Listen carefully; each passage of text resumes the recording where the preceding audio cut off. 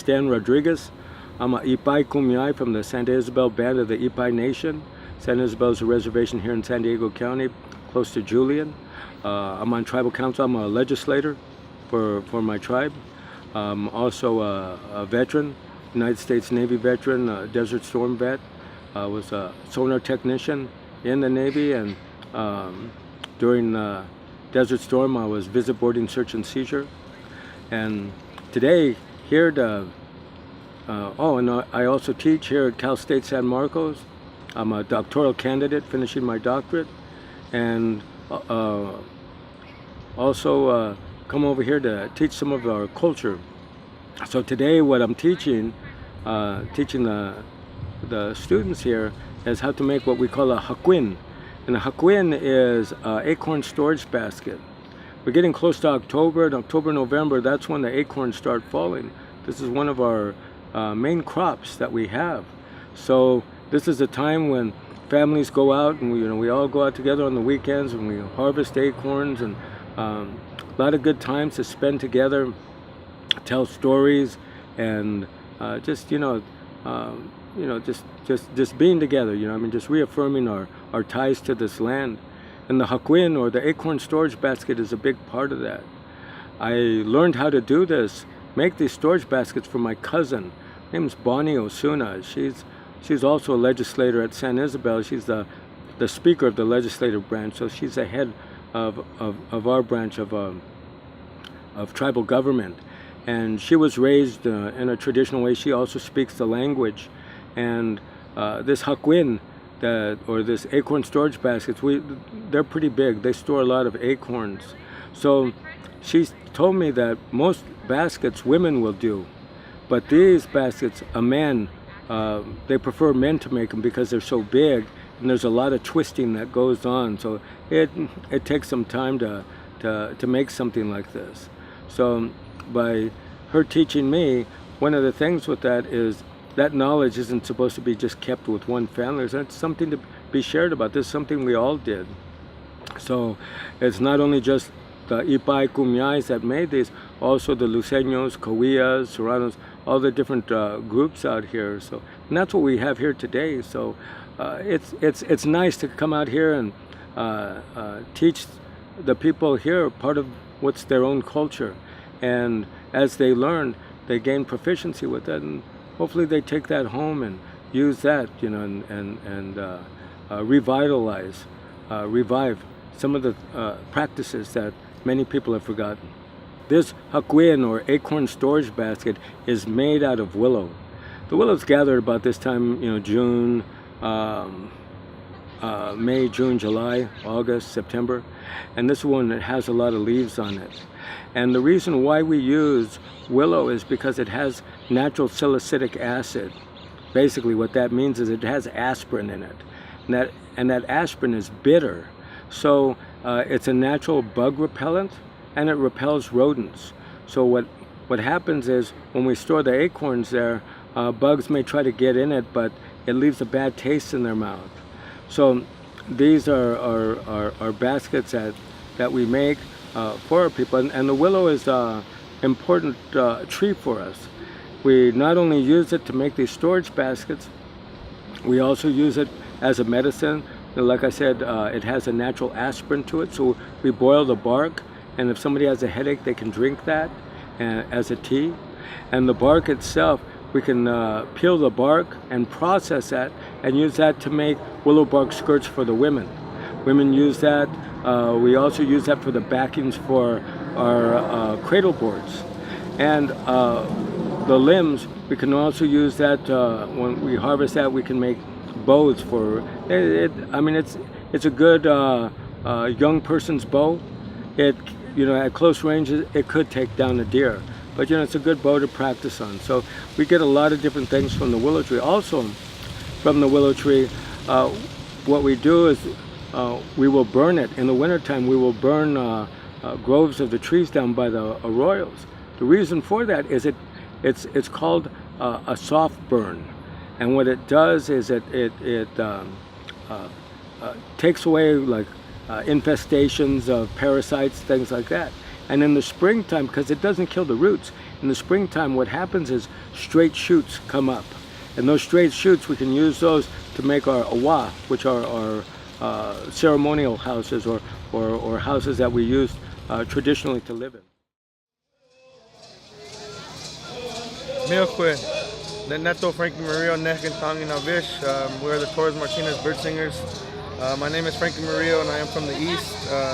We're from Torres Martinez and we're the team Bird Singers. This is Lloyd Duro, Steve Duro, Andrew Stevens, Thomas Torres, Aaron Malone, and Paul Guzman. How's it going, everybody? Milquin Pish, Amekala Iba, Nechen Taming. Just want to say it's a great honor to sing birds. Learned from my Uncle Ernie, and rest in peace. You know, he taught us how to sing birds, and there's a reason why. So we're out here keeping it real for that reason, and we're just gonna keep it pushing. And just thank everybody that dances out there, and just a good representation of our tribe, Desert Cahuilla, Torres Martinez.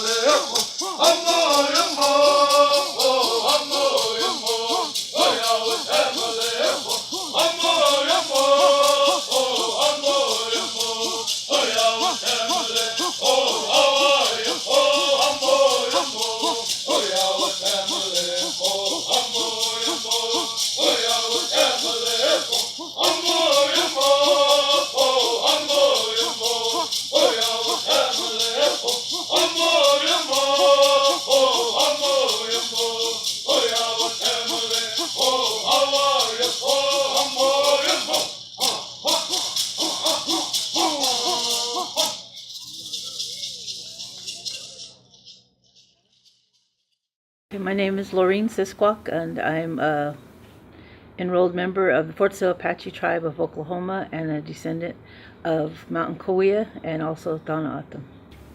Well, I learned basket weaving in about 1985. I was about 25 years old, and a close friend of mine, Cindy Alvitre, and myself were starting a summer youth program for our Native youth in the Riverside urban community for our own children and other kids that probably their families lived on worked at Sherman Indian High School and other urban Indians in the community.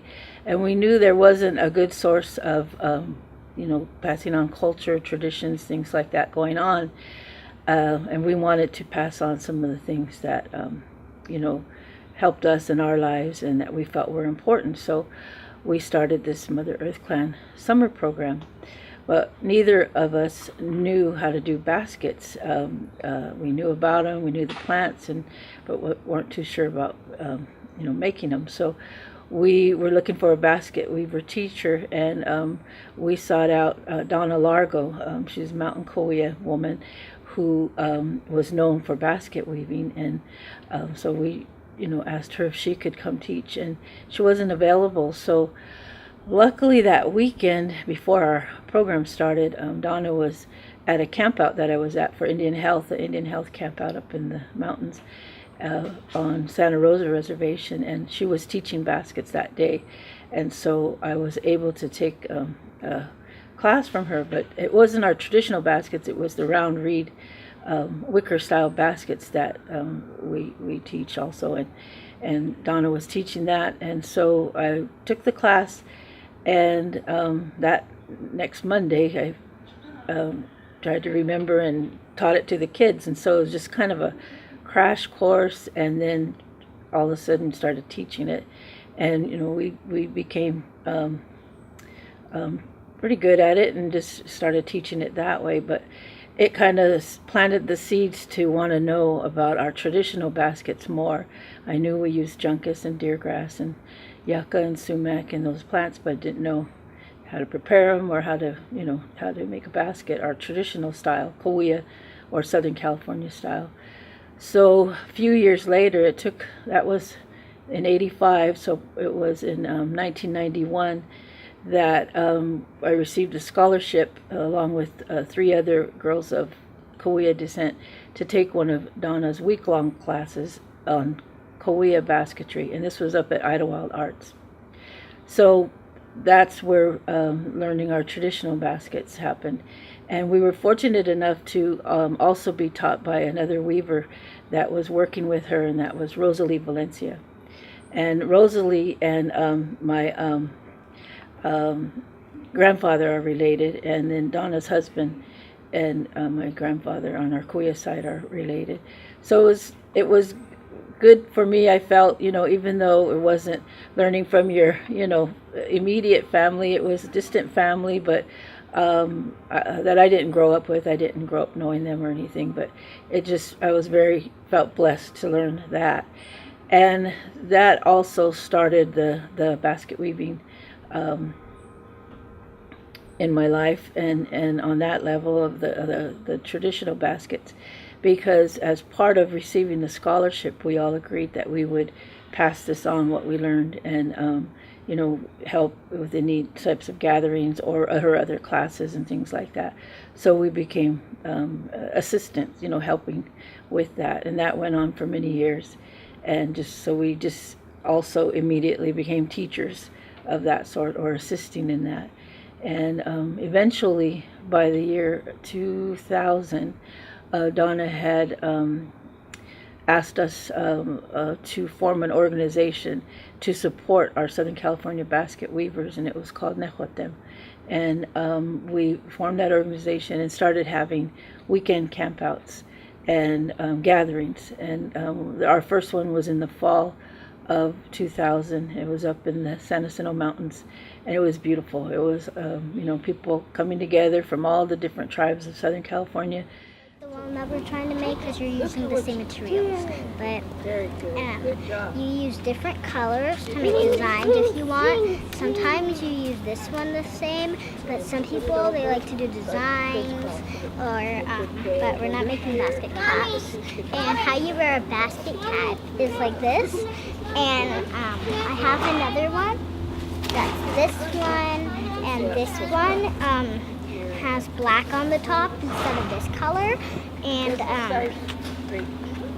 this one has a little, if you look at the shapes, this one has this on the top, this one doesn't, this one's like, this one goes like this, if you can see how it looks like beaded when you look like this, when you look from an angle like that, but you wear it like this.